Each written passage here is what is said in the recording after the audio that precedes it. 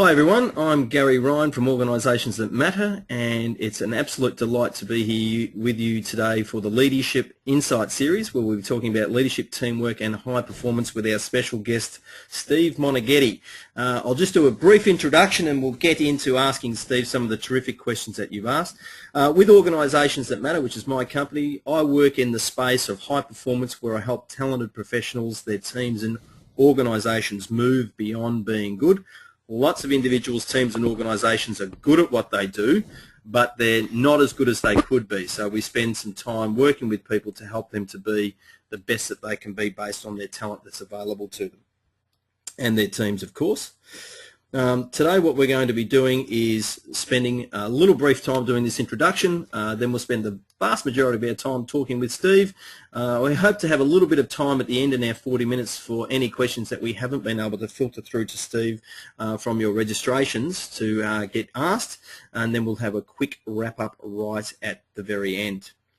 Now, Steve Moneghetti, he really doesn't need any introduction, but it would be incorrect of me not to do so. So let's just look at some of Steve's record, if you like. He's represented Australia in athletics from 1988 to the year 2000. He's won both the Berlin Marathon and the Tokyo Marathons in 1990 and 1994 respectively.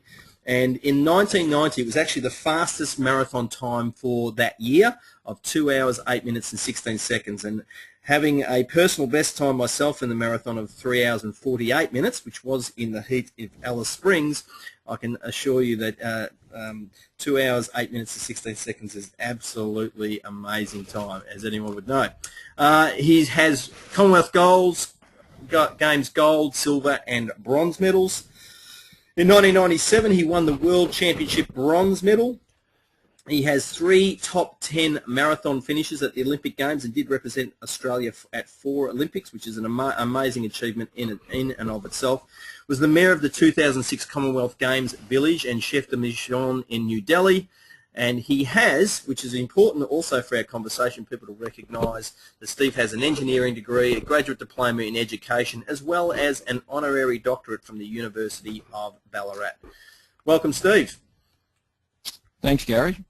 And most importantly, as we've just seen at the very bottom there, you are also the father of 4, which is probably on many levels your greatest achievement.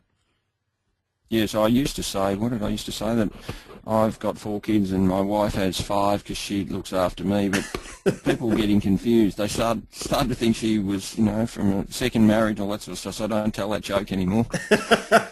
Proud of 4 kids, a couple of teenagers, one's at university now, and a couple of other teenagers, and our youngest daughter, Olivia's 10. Okay. So range still. So you got low 20s down to 10 years of age, is that what I'm hearing? Correct, that's right. Okay. Now, let's get started into it. Now, we can't ignore your running history, but obviously the year 2000 is some time ago, and as we were discussing just pre the interview, you still do run, but a lot of what we really want to focus on today is how you associate your experience as an elite athlete into the business world and personal success. But let's just start with some of the questions that some of the folk have asked.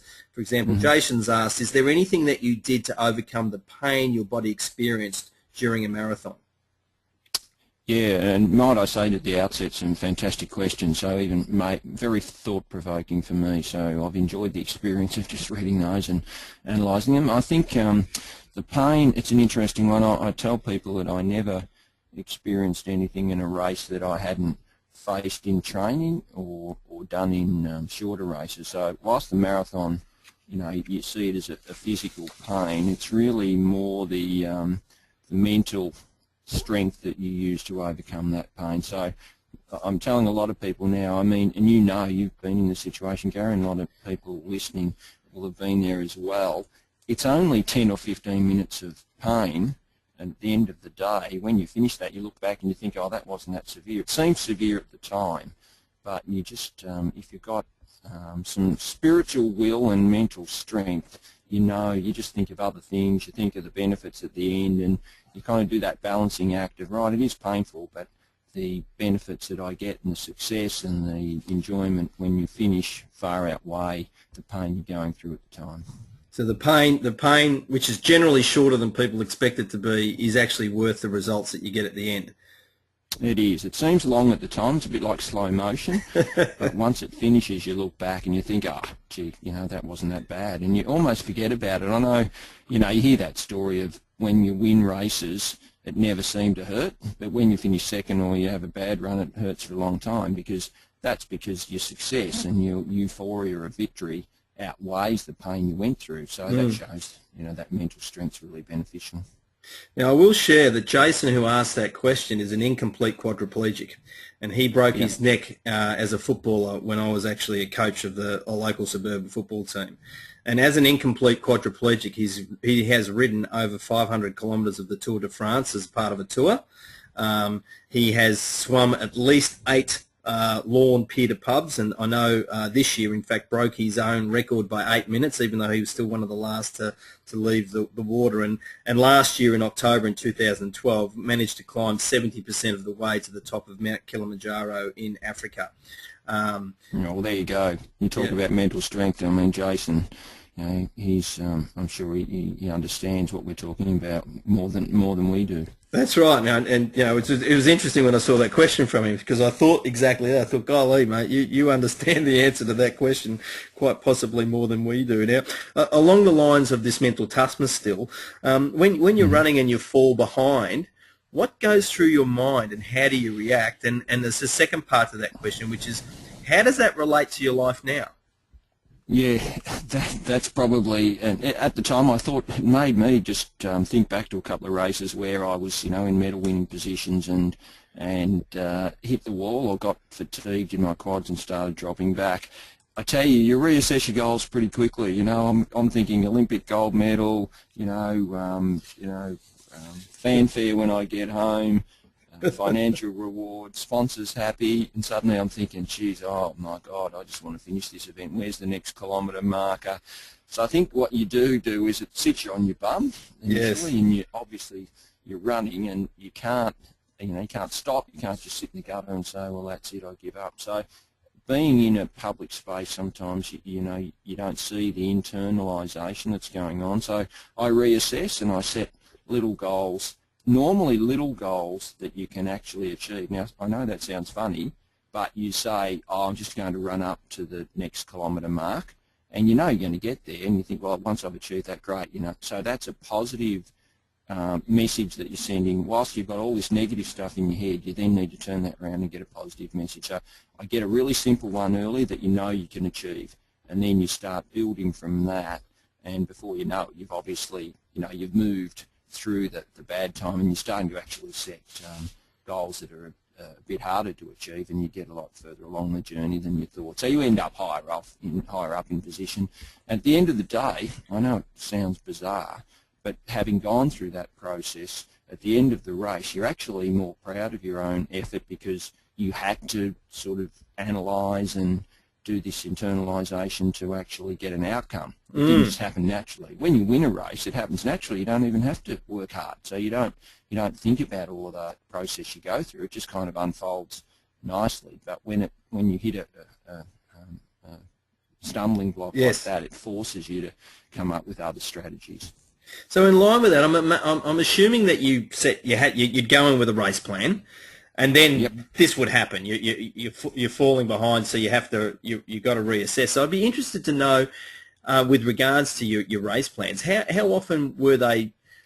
The race went along with the plan, or did they by and large vary according to the reality? Oh, they never went along with the plan, to be honest. And my coach, Chris Wardlaw, and when you talk about mentors, and I know a lot of the other questions that we'll get to sort of involve that, but we used to say we had no plan B. There was only plan A, and whilst we joke and laugh about it, what that sort of meant, interestingly, was we've got plan A, but let's be honest, Steve, we know plan A is not going to work. So you go back. You don't have a set plan B. What you do is you just adapt. So plan A is your rock solid. It's your plan, but to be honest, in life we set plans, but they're not going to unfold like you wish. So what you do is you have your plan, but then your real plan or your real strategy is when that plan doesn't work, how you then bring in these little outside influences to get you back as close to the plan as you possibly can. I sort of liken it to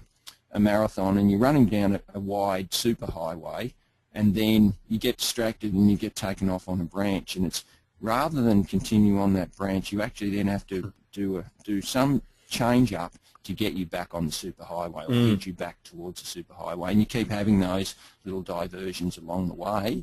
And if you keep going on the diversion, obviously you get way off track. So you've got to have those strategies that get you back onto the highway that you want to be. So really, that adaptation, the ability to adapt in the race, so to speak, is actually a skill that people need to develop over time to create the success that they desire in anything in life. That's right. Yep. Yeah. And it won't happen. You have to practice it, and yes. That's again, I practice it in training, and you don't do it completely in training, but you do. You take little steps so that when it happens, it actually happens it doesn't happen any different, Gary. This is what people need to realise, that the little steps you do in training, or just little examples you do in life, when it actually happens in the public or in a big decision, the steps aren't any different. They're just bigger and more important. So you've got to understand that the essence of what you're going through is the same. It's just exaggerated because it's more public, it's in a bigger forum, it's the Olympic Games or some environment like that. But the strategy itself, still in its minor form or its micro form, is the really important part. And it just reinforces that point you've already made, that you've never done anything in a race that you hadn't done in training, which includes the adaptations. Yeah. And I think it's also, whilst you're born with a lot of your makeup, I think it's the fact that you develop it, and you acknowledge that development. We talk about, we can talk all day about, lifelong learning, all those sort of phrases that people throw around.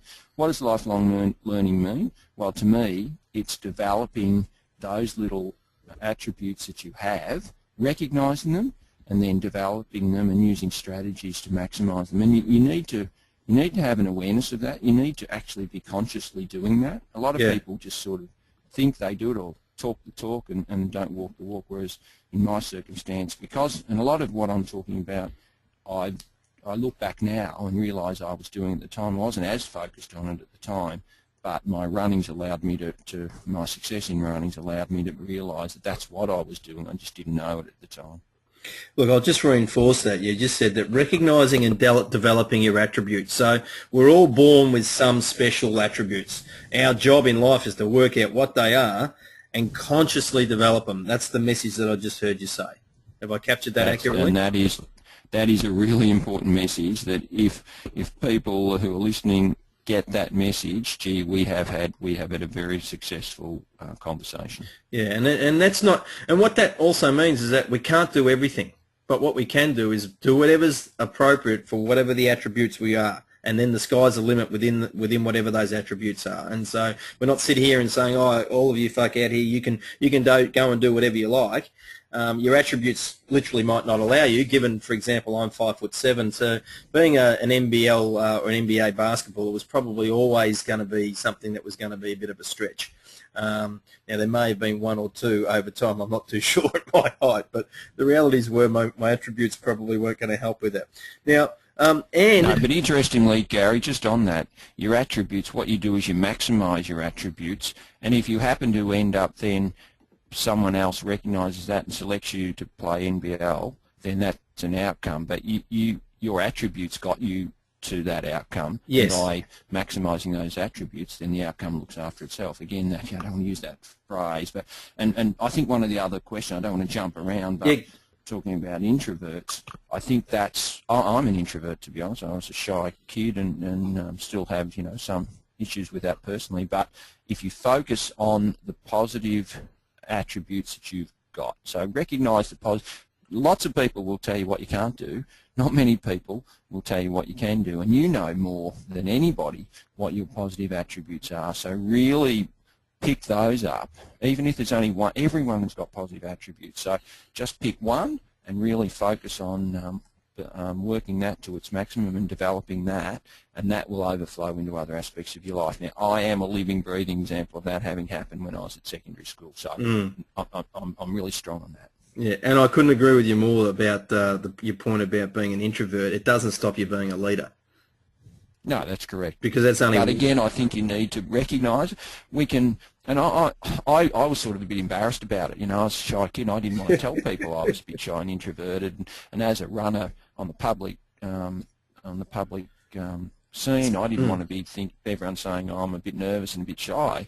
So you cover that. But I'm quite comfortable now saying that the fact is you've got to recognise it, and then you work with what you've got. You don't block it out.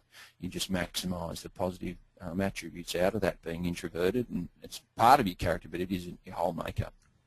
Now, talking about some positive attributes, we have a number of folk who have joined us from Western Australia today, which it's only just gone 7:15 over in Western Australia, and one of those folk, Anne, has asked, does the sport metaphor still translate to the business world, the younger generation and women?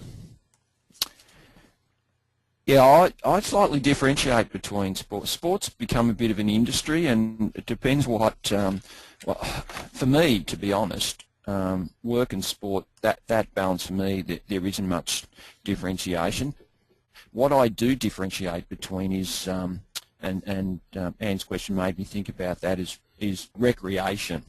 So I now differentiate because I think sport has become so much a part of our culture that it's almost become an industry within itself. So and can be a business. It can be there's professional sport. We've all got a bloody comment on a sporting situation because it's so heavily scrutinised in the media. So I actually separate sport and I break it up into what I call recreation, which is a completely distinct area, and I think a really important part of life at the moment because we are so busy and so overcome with technology that I think recreation as opposed to sport is something that we need to think about and focus on. Our own recreation is really important in our life at the moment.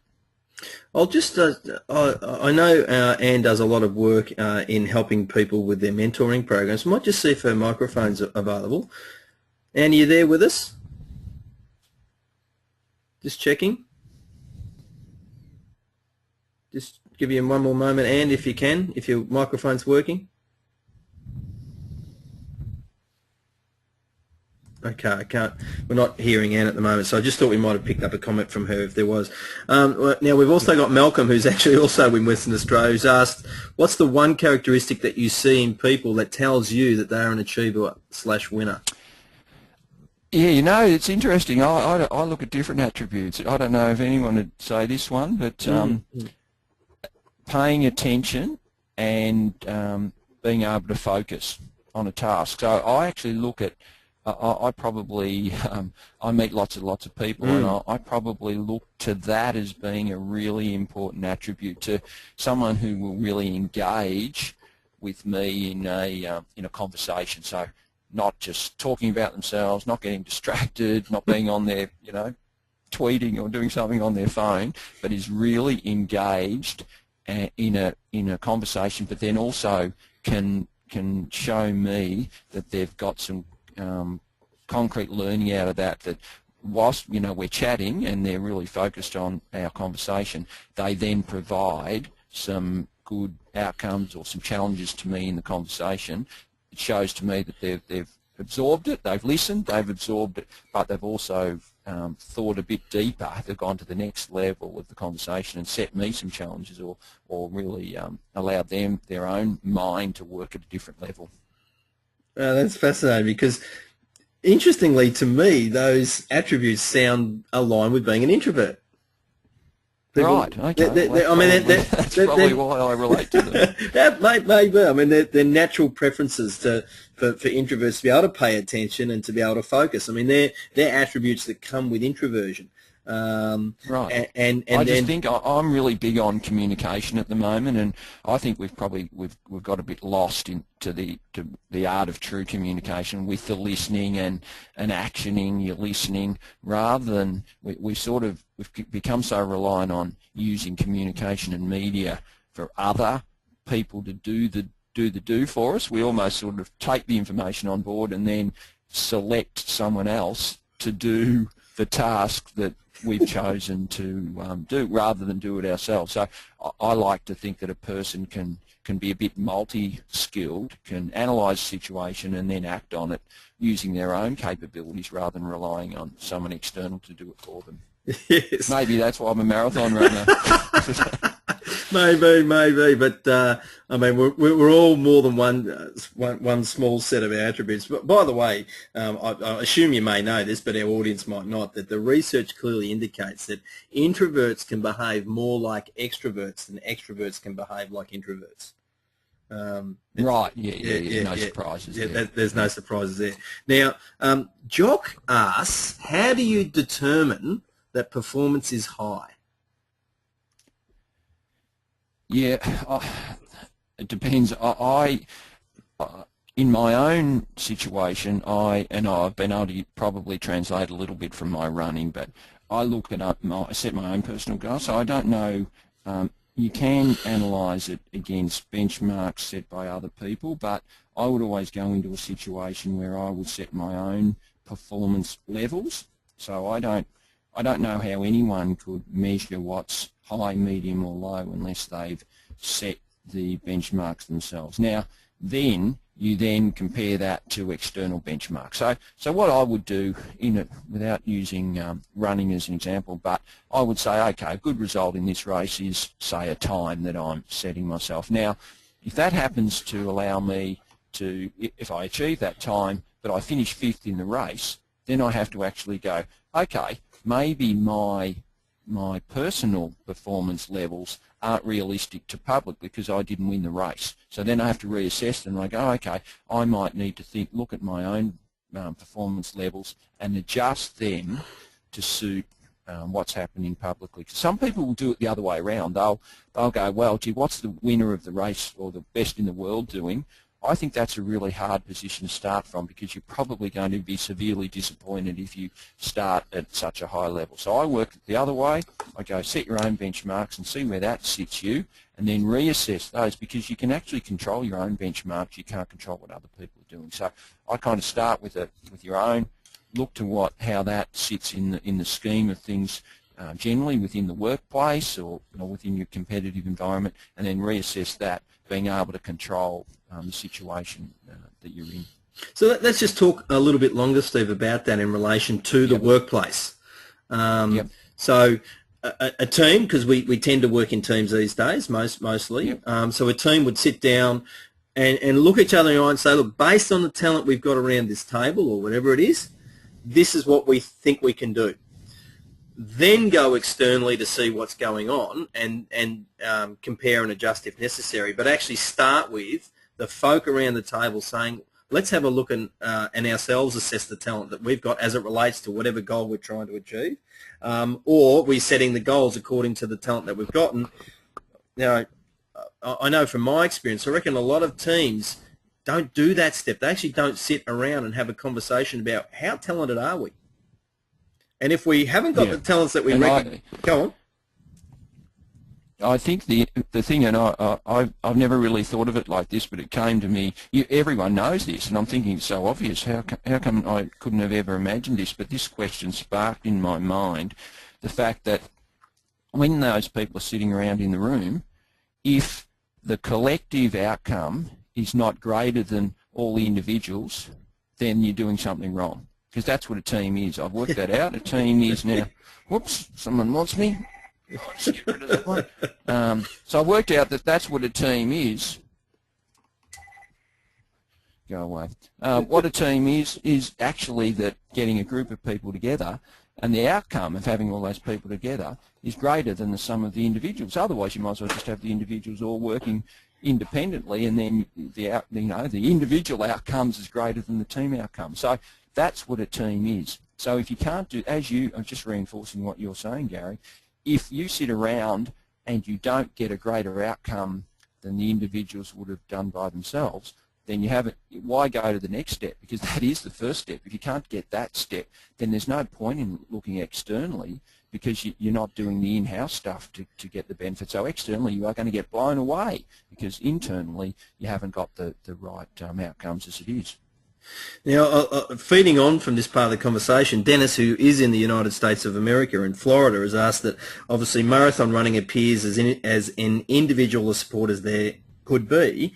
How important was your support to you, and in what ways? And probably how might we relate that to your life post elite sport?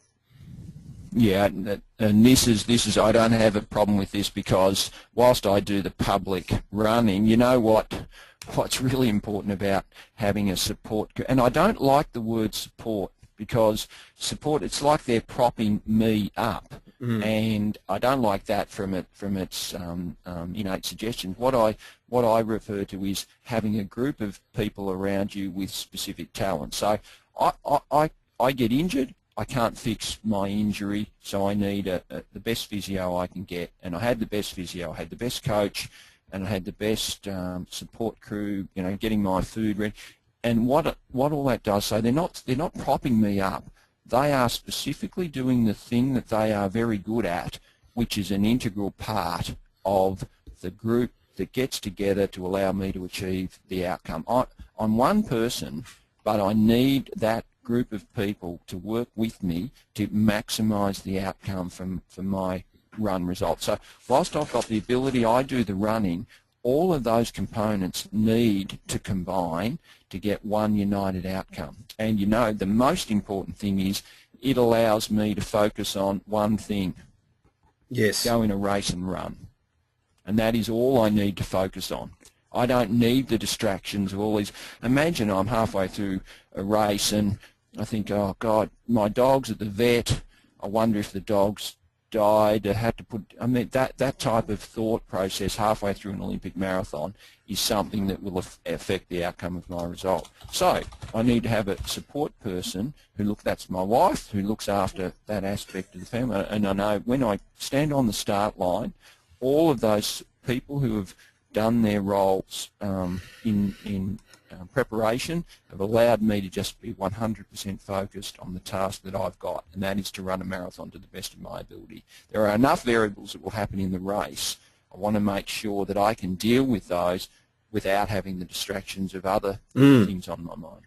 Well, there's two components to this. Dennis has also asked, what word would you prefer to use rather than support? And it might not be a single word, by the way. And what that part of your conversation is reflecting is, I teach people a lot about mental models, and our mental models are our theories about how the world works, and our language often reflects our mental models. So you've just said that mental model of the word support doesn't work for me. That theory doesn't work because I don't see it that way. So I suppose, what language would you use that fit with your theory of how it does hang together?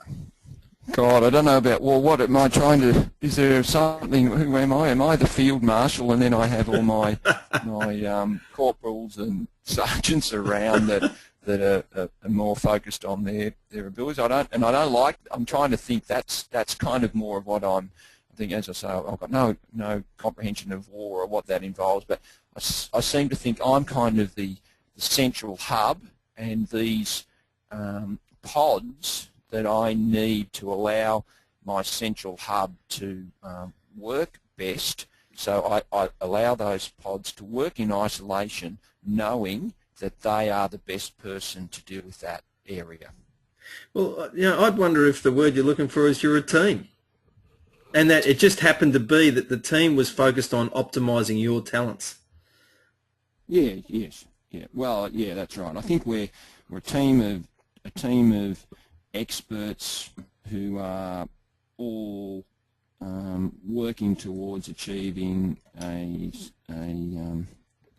same goal. Yeah. An ultimate goal that we all understand. It just happens to be that you're the one. Now, there's folk out there in the corporate world who would be working with highly talented individuals, and that the people in the team, their job is to use their talents to help that individual be the one that actually gets on the surface, be the one that gets the results. But ultimately, that person can't get the results without the rest of the team using their talents to help that person optimise their specific talent. So I know sometimes in the science world and the research world, you have absolute guns when it comes to people that know their particular space, and they need a team of people around them to help them optimize that, which actually creates the results that everyone's working together to achieve.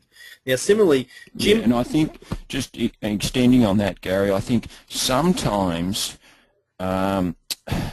those field experts have to actually compromise their efforts for the benefit of the team. They can be so good at their task that if they were to really push their case, they could overrun the actual outcome in just their specific field. So they've almost got to, and that's where communication and understanding of the ultimate goal is really important, because they may, in situations, need to pull back, because if they have so much input, they might dominate and reduce the actual team benefit to achieving that ultimate goal. Now, I know that sounds a contradiction in terms, but that's a real gut feel, a real understanding of the ultimate goal that's important for the team.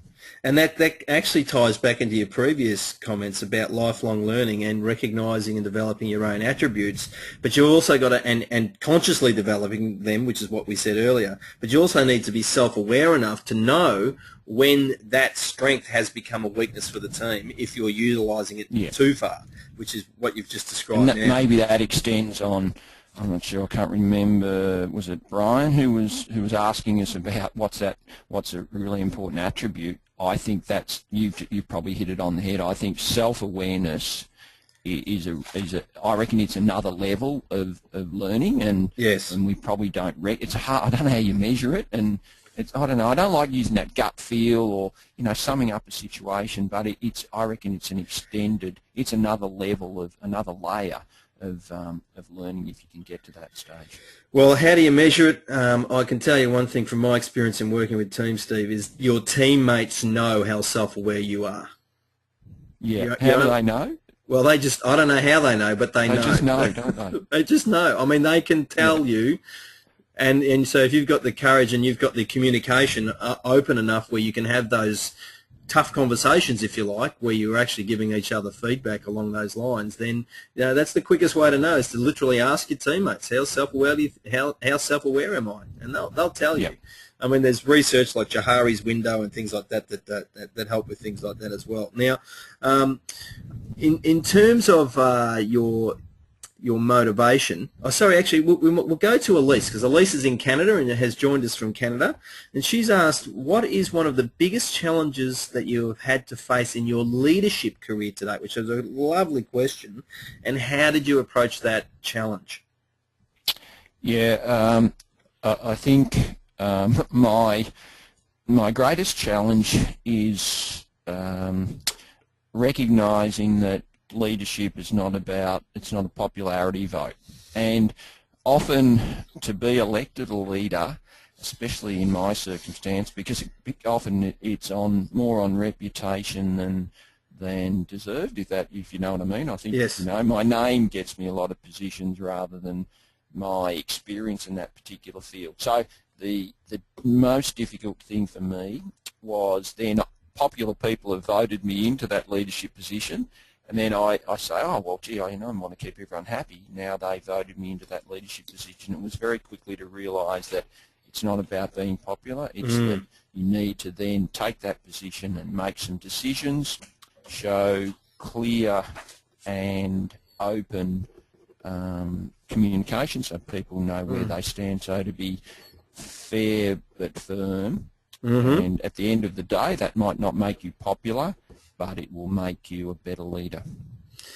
And so, I mean, it's one of the roles of leaders is to make decisions. And as you've said, you can communicate, and you can communicate. This is the reason why I've made the decision. This is what I've taken in and listened. Part of the challenge is that sometimes the team members will think that a leader didn't listen because they didn't do what they wanted them to do, but the leader did listen. But if the leader's not clear in how they're communicating back as to why they're making the decisions they're making, which must always relate back to the ultimate goal that the team's agreed it's working towards. Some people absolutely aren't going to like you, and they're going to think you don't listen. But that's part of the deal, and the issue of being respected versus liked is an important one on this topic.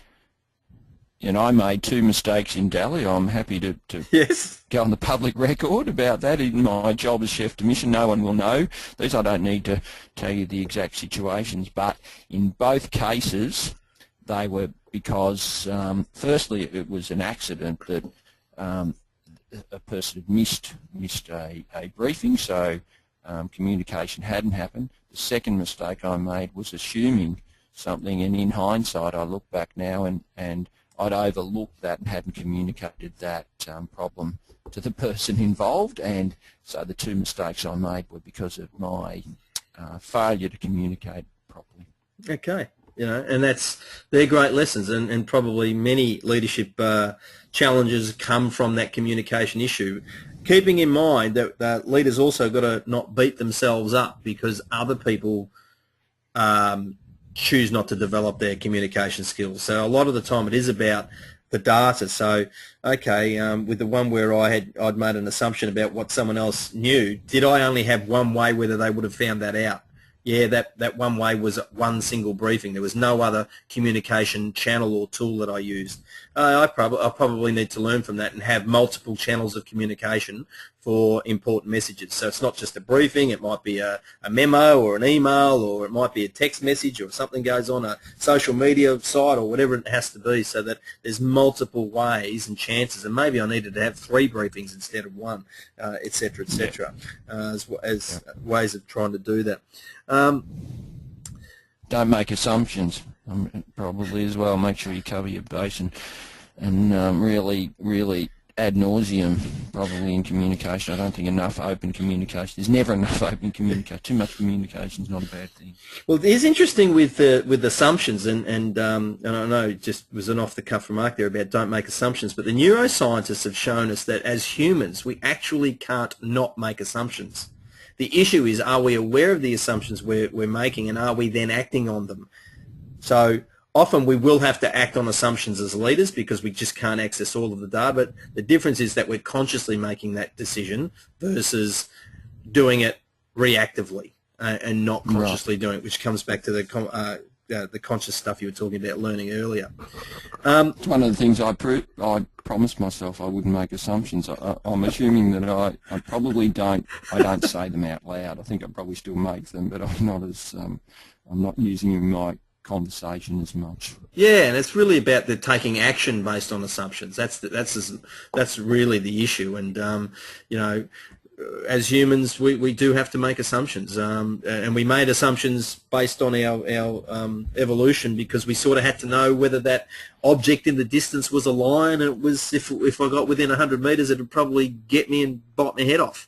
So it's actually a protection tool, and one of the challenges is that we have these assumptions to protect us, but in the office world and the business world, we don't really have lions running around the corridors, so we do tend to make a lot of assumptions that are really based on very limited and often false data. And that's what, again, comes back to that self-awareness and being aware of these things. Frank's interested to know, what strategies have you used and found useful to overcome feeling mentally fatigued, stale, and generally lacking motivation? There were a few other folk that had questions about motivation too. Yeah, I think recognising it again is really important because a lot of people will be, they're almost in their comfort zone, and other people might recognise it before you do. So I think the first thing is probably realising it, and then trying to find a factor as to why it is. So is it an external factor? There's pressure from people around you. Is it your environment? And then once you understand that, because there's no point if it is your environment, and then you think, oh, I'll go out into my environment to fix it. Well, that's not going to work. So I think understanding where the mental fatigue's coming from. I think, what's it? I don't want to keep quoting sayings, but if you do the same thing, you get the same result. So I always would think, take a risk, do something different, and try and do that outside of your normal environment. So something you've wanted to do, take on a challenge. Hey, you wanted to learn a musical instrument? Well, take steps into doing that, because I think that it'll appease a bit of that something in the back of your mind that you've wanted to do, but it will also put you out of your comfort zone. So I'll just change the environment up. And whilst you might not end up, being in the Philharmonic Orchestra or the Australian Musical Orchestra, you will have just given yourself a bit of a change-up, which I think is really important. Things like music for me, some reading, music reading, actually Rolling Stone, stuff like that. And the other thing that I would always go to is spending, because I'm an introvert probably, spending time just outside outside of that environment, in your own space, having a power nap, bit of, not meditation, but just spending time sort of clearing your mind. That worked really well for me. So a power nap is something that I actually had in my training as a part of my training, and I really found that really helped my mental fatigue and my motivation, having little power naps along the way, because it just seemed to physically fire me up, but it also allowed me to sort of have a bit of a break in the world. You know how world, you're on the roundabout, and you just need to have a break and sort of contain your own thoughts. It almost was like a dumping for me. I'd go to an environment that I could sleep, relax, and I'd dump a lot of the information overflow and all the things on my mind, and I'd come out and even doing the activity again, I just seemed to have a different mental approach and a mental attitude to that exercise once I'd had that break. And what's powerful there is that you've actually mentioned there, Steve, that you planned to re-energise through a power nap in this instance.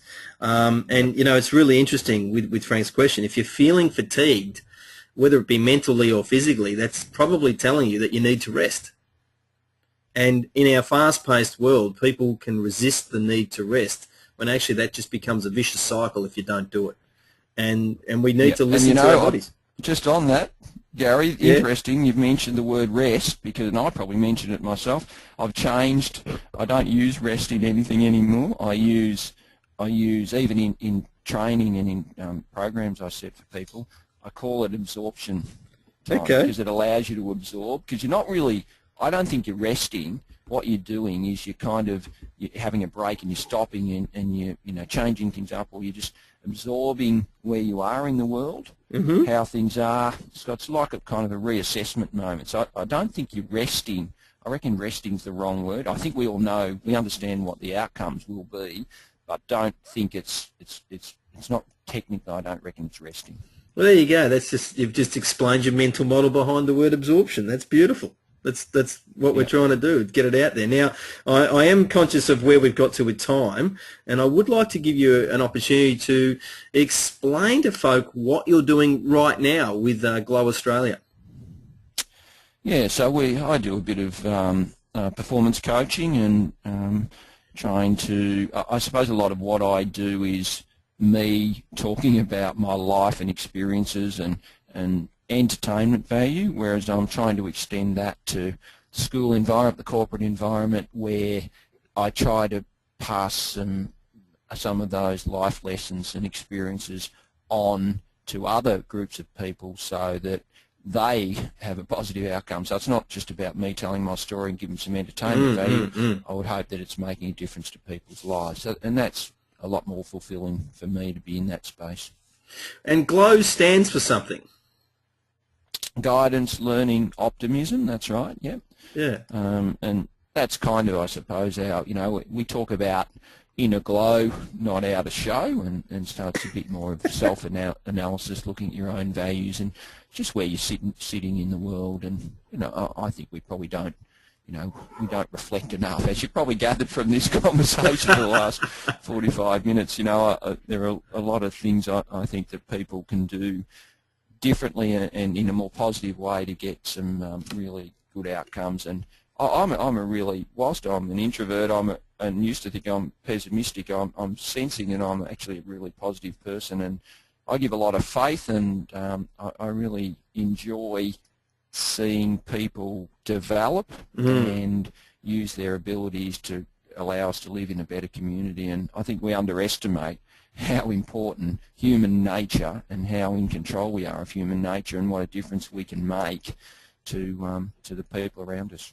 Absolutely. We can Without any doubt. And for a lot of folk listening in here, I do know a lot of the folk who have joined us, and I know they contribute to their communities, whether that be through junior sport coaching or through community organisations and charities, and they give of themselves and they give of their time, and it's all about trying to create that little, that world that, as a better place and building community, literally one person at a time.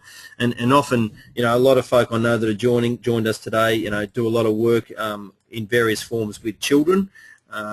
It's some children grow up in homes where there might not be a lot of guidance, learning and optimism available, but they can get it through good people giving of themselves to their community. And you just never know the influence a single human being can have over another person who might be doing it a bit tough, and just that conversation, that example as well, the good manners, simple things like that. I'm actually an under-15 cricket coach, and it just delights me at the end of training or at the end of a game when the boys come up, and the vast majority of the boys in my squad they come up and just say, thank you, Gary, thank you for the time, and they say thank you to the scorers, etc. And that's just great that they've got those basic values to do that, and they're learning that from the people and the adults that they're working with. I'll just give an opportunity, folk. Did you want to make a comment on that at all, Steve? No, just a quick example, and I was up at a run out of Robinvale, just over the New South Wales border, at a place called Euston, not Houston, America, Euston, just in New South Wales, and I went to school just to encourage them to to get involved in this run, and someone who introduced me, like you, Gary, said, this guy's one of the most talented people is ever going to come to you, so all this was all about me. And then I sort of thought, that's interesting. I said, any of you kids, this was primary school, I had about 50 kids sitting in the courtyard, and I said, you go, we're all talented, anyone here talented? And it just so happened that they'd had this sort of, Houston's Got Talent thing at the school. This one kid got up and he was an extrovert, no doubt, and he showed me his talent. And the next kid got up, and before, I was there about an hour, 90% of the class had got up and showed me some talent. Oh, wow. And it was a little thing, and mate, I come out of there thinking, in Euston, out in the middle of nowhere, and these kids were just so positive. I'm thinking, what a great experience. And I came out of there feeling so enthusiastic and so delighted that these kids were our future, and they've got so much positive energy, and they were so engaged. It was just unbelievable. And it was all about me going in, doing them a service, and I came out thinking, those kids have done me a service. Absolutely. And you know what I love about that story too, Steve, is the first kid. And this is, I think, is a big leadership lesson for people, that the result was 90% of kids got up and showed you there's talent. But, if the first kid didn't do it, you just wonder whether it would have ended up happening. And that courage to be the first, which is often a leadership attribute, that courage to take a risk and be vulnerable, to stand up, but the ripple effect of that from an optimistic point of view can just be amazing. And often these, that kid might not have realised that was a ripple effect that he or she had made to the rest of that school group. So, that's just a wonderful story that illustrates the power and the importance of, in this case, being a leader in a moment. And I call them leadership moments. Like that kid was a leader just for a moment, but the ripple effect was just so huge that someone like you walked away feeling just awesome. How cool's that? Yeah, exactly. Yeah.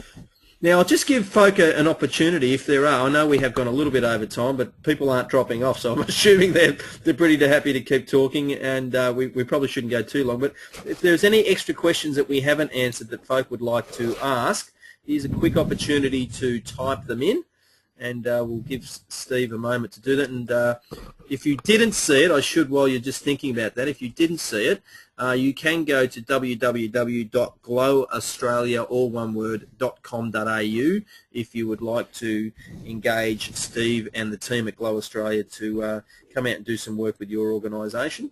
So we'll give you that opportunity. So again, if there's any folk that have got some extra questions that we haven't answered, feel free to type them in. I'm just scanning through the list here at the moment. It's looking...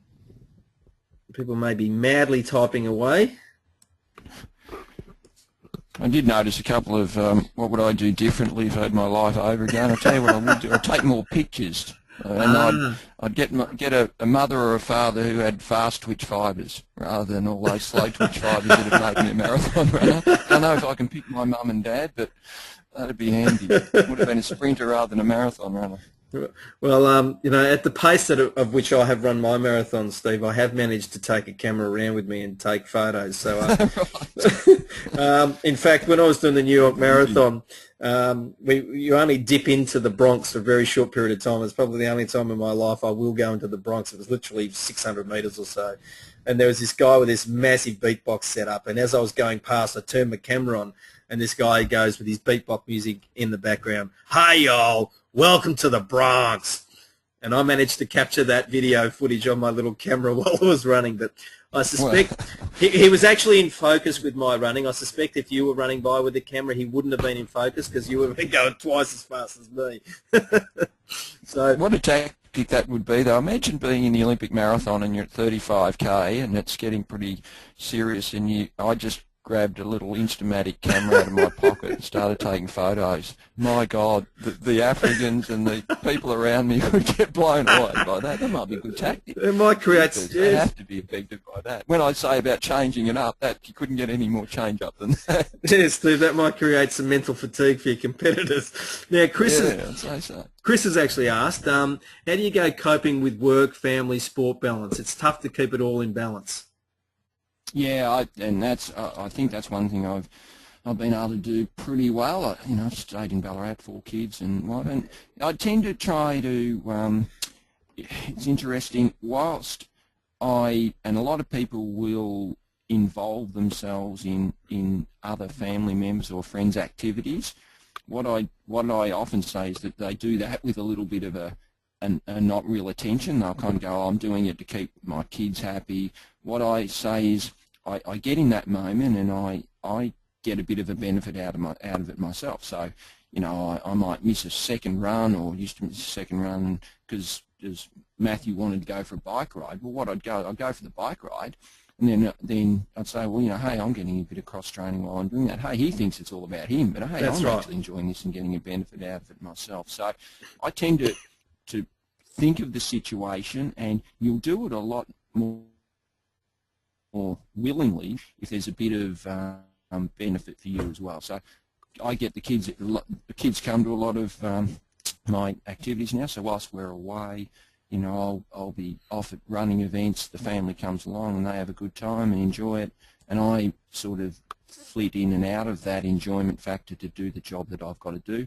But when I'm within their space, I really unwind, relax, and make sure I'm in the moment. So I think that's a really important thing. You can talk about life balance as if it's, I don't really want to talk about life balance because I don't want to fit in.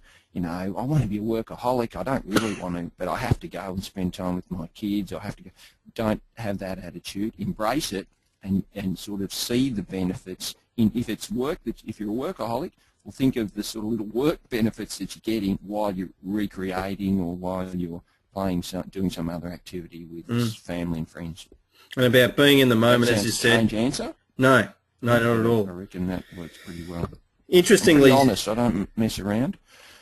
Well, Steve, that also goes way back to your very opening comments about adapting.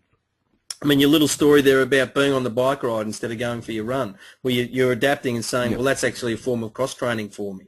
I mean, that's reinforcing the very initial message that you had about being able to develop that skill to adapt. And when you get this, you can do that to help you with life balance. And one of the things I tend to do for folk, because I do have a program where they get to determine what life balance means for them, is that that life balance shouldn't be judged over a day, a week, or a month. It's best to judge it over a year, so that you're not feeling under pressure to try and cram life balance into a day, because that's just not going to work. But tied into that is that concept you just shared then about being present and being in the moment with whatever you're doing. So if you're with your kids, you're with your kids. That doesn't mean you can't be getting cross-training benefits because you can be. Exactly.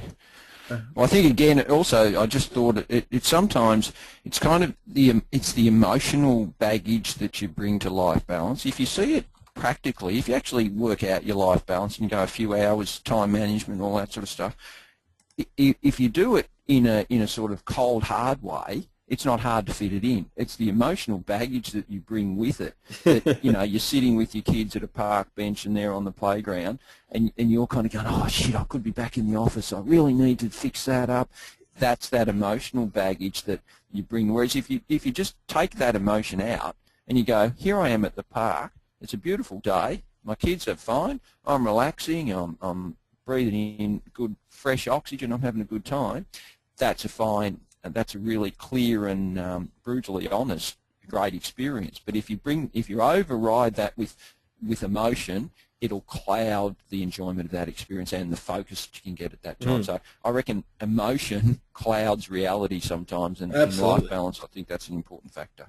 And look, in fact, again, what you've said there, Steve, it sounds connected to your concept of the absorption time too, that I'm absorbing this moment with my kids. I might be sitting on a park bench, they're playing in the playground, but I'm absorbing this moment because I'm not letting the emotion get in the road about these 3 phone calls that I know are waiting for me back in the office. And people have more control over this than I believe they recognise.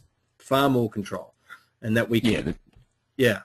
And we're just highlighting it for them. Probably, hopefully there's people out there nodding, going, yeah, I understand what they're talking about. Hey, I sort of do that, and I probably don't focus on it as much as what I could. Absolutely. Now, we have... reached the end of our time here, and I do need to thank you, Steve, for giving up your precious time and giving us some focus. And some of the things I probably would like to give you a little bit more of an opportunity to talk about one of 3 key messages that I think I've heard you talk about. So the first one was that you've never done anything in a race that you didn't do in training, which includes how you manage your motivation and how you've learned to adapt. You've said that you surrounded yourself with good people. But you ensure that you make the final decision. That's part of leadership. Yep. There is probably a third element there about leadership is developed, not being born. I'd like to just give you a little bit more of a moment just to talk about that, please. Yeah, and I think it's I wasn't born a leader, but by it being forced upon me, I've needed to analyse myself, look inside, and be a lot comfortable within myself so that I can then go out and take on those leadership roles. So I have absolutely no doubt that it's a developed trait. And the way it develops is it's obvious because there's so many leaders. We aren't all born with the same abilities, and yet we all end up being leaders in some capacity. So what it says to me, it's actually not the traits, it's the way that you work those abilities that you've got. So it's less, I don't look at a grab bag. So leadership isn't a grab bag of traits that people have. It's the way that they operate. And the reason I say that is because everybody can do that. So whilst it might not put you in a leadership position, it might not be the Prime Minister of Australia, you can lead yourself and you can lead the team that you're a part of, because it's actually a process. It's not the actual, it's not the recipe. It's not, it's not the ingredients. It's the recipe that's the really important thing. And leadership, and I'm realising that the more I'm involved in leadership groups and positions and talking to people about leadership. And just with your own 4 children, you'll have seen it, no doubt, because as much as they're your 4 children, it's amazing how different they are, to you and to each other, no doubt. But each of them have got leadership in their own way. I'm sure you've experienced that. Yeah, and even more so because of who I am and who we are. They need to have their own identity and lead in their own way, rather than being led by their dad or their name or their reputation. Absolutely, and that's a great message about leadership's developed, not born. And I couldn't agree with you any more. That no doubt some people are born with some attributes that will incline them towards leadership, but that doesn't mean it is one of the things that I think anybody can do. By tapping in it and focusing on the recipes and using their attributes to work together with them. So thanks again, Steve, for your time. We really Pleasure. appreciate it. I really enjoyed it. Thanks, Gary, and thanks for the input from everyone. It's been very thought-provoking. I've enjoyed it immensely. Look, really, I mean, that's one of the great values of this system, is that we can enable people to contribute their questions as they have done so today. I will be posting this video of our webinar today on my blog at planforpersonalsuccess.com/blog.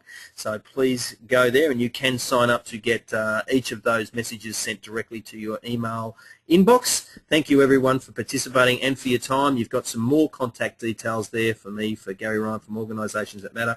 Once again, people are sending through their great thanks to you, Steve, for your time, and we know how precious it is, and I can guarantee that I will be making contact with you next time I'm up Ballarat way.